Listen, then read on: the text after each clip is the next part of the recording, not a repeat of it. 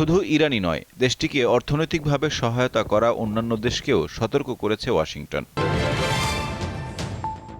ইরানে দীর্ঘ ৬ মাসের সংঘাত আর সামরিক অচলাবস্থার আটকে থাকার পর এবার যুদ্ধের কৌশল বদলাচ্ছে যুক্তরাষ্ট্র। তেহরানকে চাপে ফেলতে অর্থনীতিকে লক্ষ্য করেছে ওয়াশিংটন।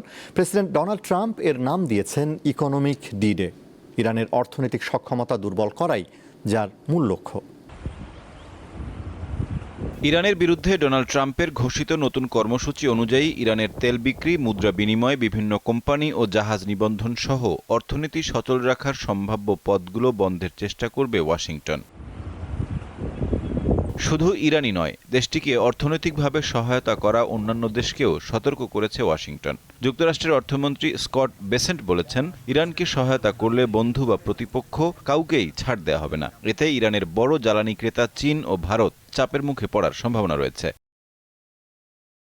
তবে ওয়াশিংটনের হুমকিতে নতি স্বীকার করেনি তেহরান। এই পদক্ষেপকে অর্থনৈতিক সন্ত্রাসবাদ বলে আখ্যা দিয়েছেন ইরানের পররাষ্ট্রমন্ত্রী আব্বাস আরাকচি।